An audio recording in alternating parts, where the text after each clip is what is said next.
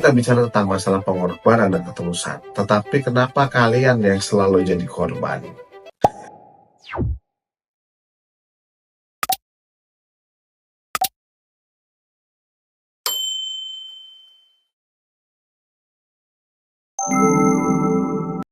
Assalamualaikum warahmatullahi wabarakatuh. Ketemu lagi bareng Master Terawang di sini, Masternya Terawangan Indonesia. Nah, di video kali ini Master akan membedah mitos atau fakta cinta itu pengorbanan dan ketulusan.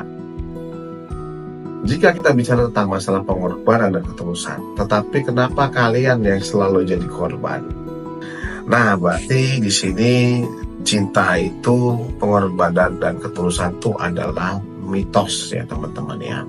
Nah, mitos bagi mereka yang selalu jadi korban, ya selalu jadi korban atas keegoisan dari cinta. Tetapi fakta bagi mereka yang selalu beranggapan bahwasanya cinta itu indah, yang selalu cinta itu mengorbankan pasangannya, ya. Makanya selalu terkadang di kehidupan kita itu bicara tentang masalah cinta itu, ya lu harus berkorban buat gua, lu harus ikutin kata-kata saya, lu harus ikutin kemauan saya, apapun keinginan saya, lu harus ikutin semuanya. Nah, itu adalah keegoisan sebenarnya teman-teman.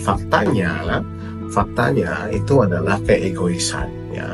Jadi faktanya cinta itu egois teman-teman. Nah, bagaimana jika cinta itu egois? Maka selalu akan muncul yang namanya keributan dalam setiap hubungan. Nah, jadi kesimpulannya buat di video kali ini dari Master tipsnya adalah bagaimana kita itu membina sebuah hubungan dengan cara menghargai pasangan.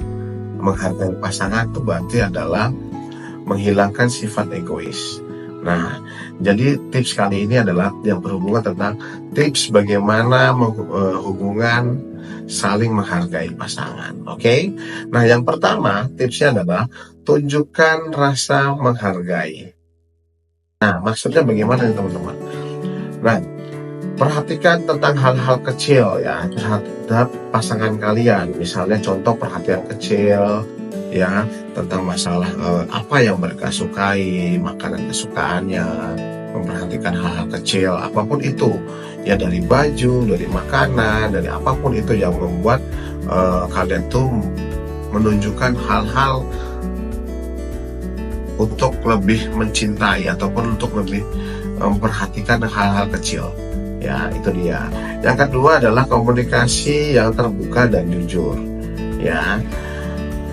Komunikasi yang terbuka yang jujur itu maksudnya adalah mendengarkan dengan tulus apa yang menjadi sebuah keluhan, apa yang menjadi sebuah keinginan dari pasangan kalian ya, sehingga kita itu bisa lebih mendalami, lebih mengerti akan kemauan daripada pasangan kita ya.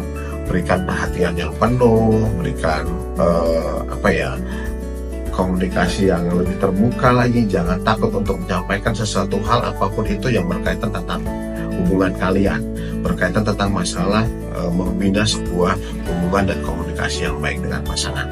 Oke, itu yang kedua ya teman-teman ya, komunikasi yang terbuka dan jujur. Tips yang ketiga kali ini adalah batasan yang jelas. Batasan yang jelas dimaksud ini adalah tentang kalian harus berani berkata tidak ketika adanya pembatasan dari pasangan kalian ya. Jadi kalian harus mengingatkan, jangan takut untuk mengingatkan pasangan kalian bahwasanya jika pasangan kalian itu di luar kendali kalian ya. Misalnya contoh, dia lebih fokus kepada teman-temannya ataupun lebih fokus jalan dengan circle-nya dia gitu ya. Jadi sekali-sekali kalian juga bisa mengatakan bahwasanya aku gak nyaman nih terhadap circle-nya kamu, aku gak nyaman nih terhadap kegiatannya kamu. Jadi di yang ketiga ini adalah batasan yang jelas. Jadi kalian harus membatasi diri kalian terhadap circle kalian yang ada ataupun terhadap hubungan kalian supaya pasangan kalian lebih nyaman lagi. Ya, jadi batasan yang jelas ini yang dimaksud adalah berani untuk mengatakan tidak ketika circle ataupun ketika lingkup kalian itu kurang mendukung untuk hubungan kalian. Oke. Nah, yang keempat adalah untuk yang keempat adalah sikap yang baik. Nah, sikap yang baik ini dimaksud adalah lebih menghargai pasangan. Jadi lebih terbuka lagi, lebih menghormati lagi tentang sebuah emosi, harus lebih menghargai emosinya lagi, harus lebih mengurangi mengatur emosi kita, kemudian lebih bersikap yang lebih etis dan baiklah terhadap pasangan kalian. Jadi perlakukanlah pasangan kalian itu dengan baik, dengan benar, supaya hubungan kalian itu lebih tercipta lebih harmonis lagi. Oke. Nah, yang kelima adalah menghargai pandangan dan keputusan. Tips yang kelima ini sebenarnya sangat berat ya, menghargai pandangan dan keputusan. Nah, makanya ketika kita mengambil sebuah keputusan, kita harus pikirkan matang-matang, kita harus bahas matang-matang dengan pasangan kita.